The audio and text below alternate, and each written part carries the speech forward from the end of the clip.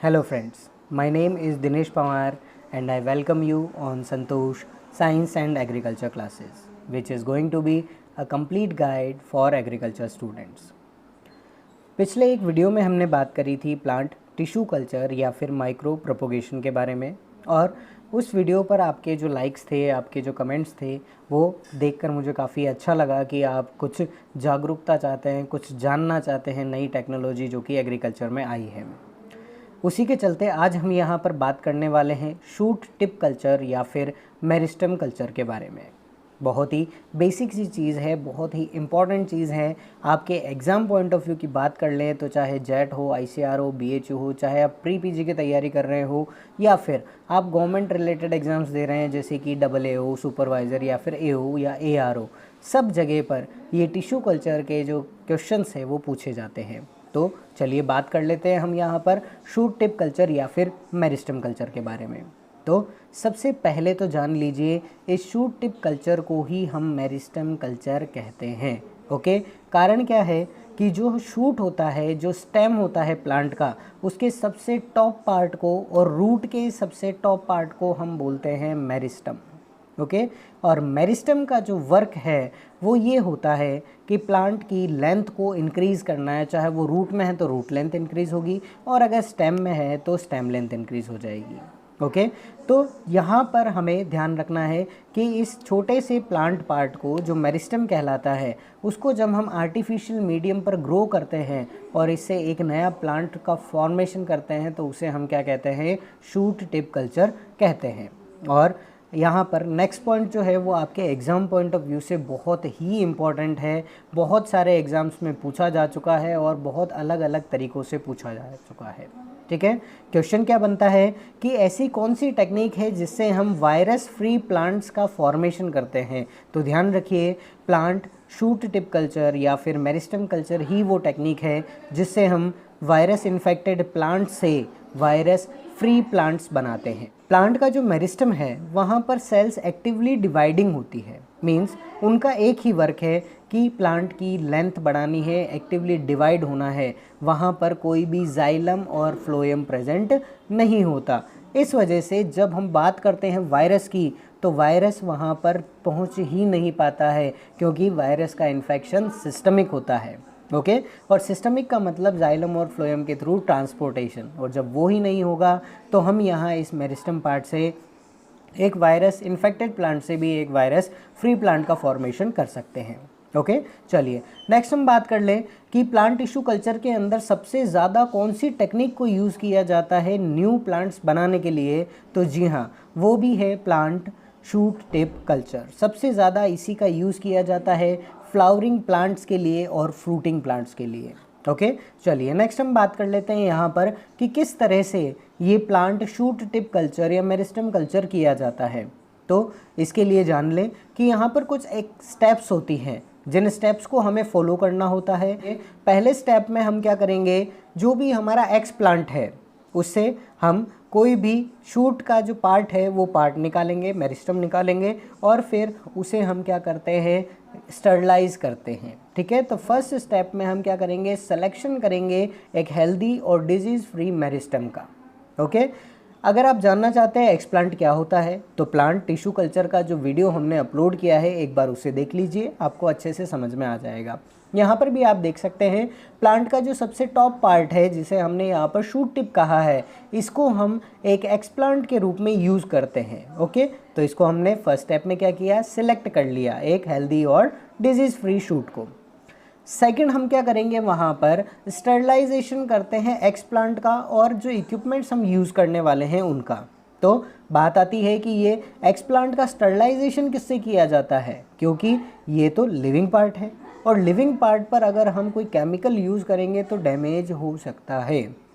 इसीलिए हम यहाँ पर क्या यूज़ करते हैं, एक तो सबसे पहले डिस्टिल्ड वाटर, उससे हम उसे 10 से 15 मिनट तक साफ़ करते हैं ताकि जो भी डर्ट है, जो भी वहाँ पर गंदगी है वो वहाँ से हट जाए। सेकेंडली हम वहाँ पर यूज़ करते हैं 70% इथाइल एल्कोहल का।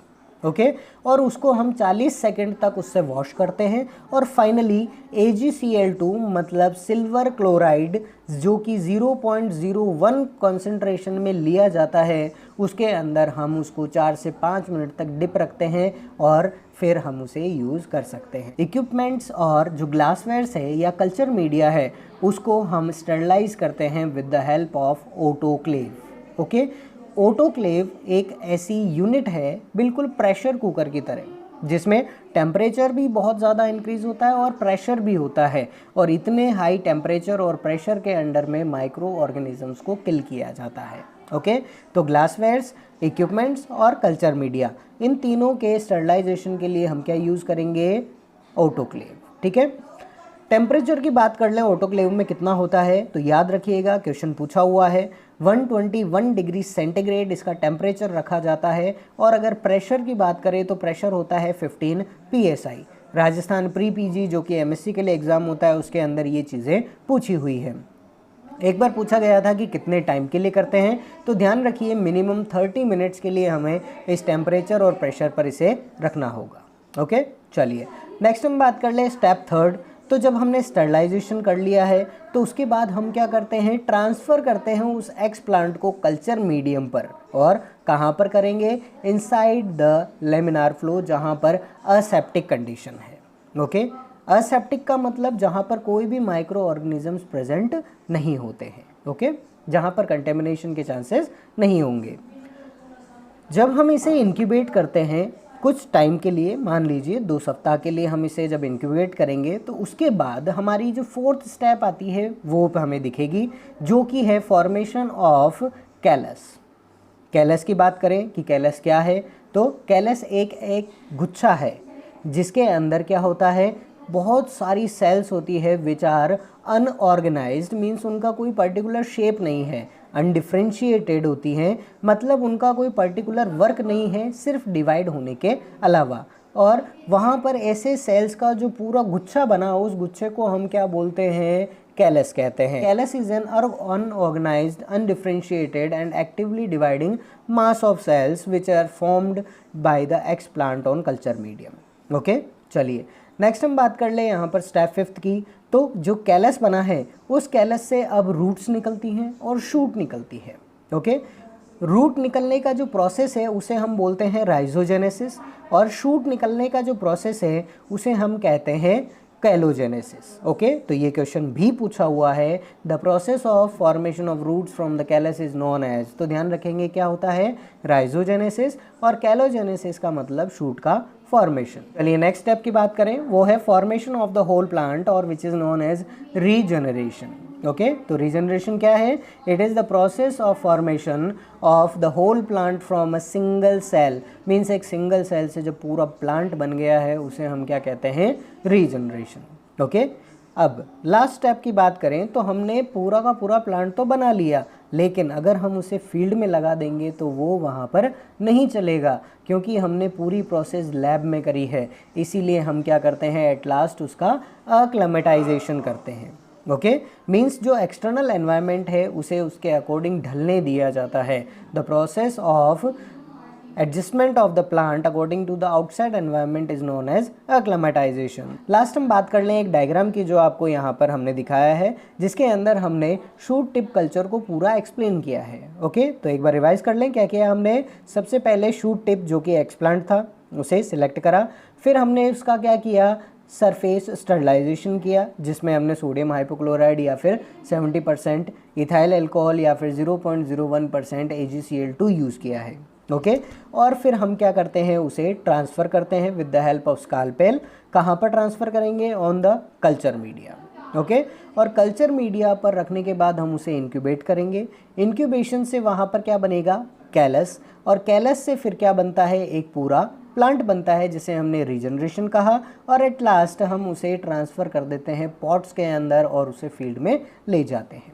ठीक है, तो चलिए, यहाँ पर हमने सारे क्वेश्चंस जो कि इम्पोर्टेंट आपको शूट टिप कल्चर से पूछे जा सकते हैं वो हम यहाँ पर कवर कर चुके हैं। अगर आपको ये चैनल अच्छा लगा है, ये वीडियो अच्छा लगा है, तो प्लीज़ लाइक बटन पर क्लिक ज़रूर कर दें और अपने दोस्तों के साथ शेयर करना ना भूलें ताकि ये वीडियो वो भी देख सकें।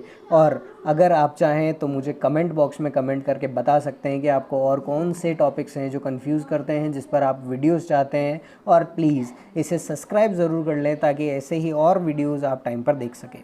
Thank you.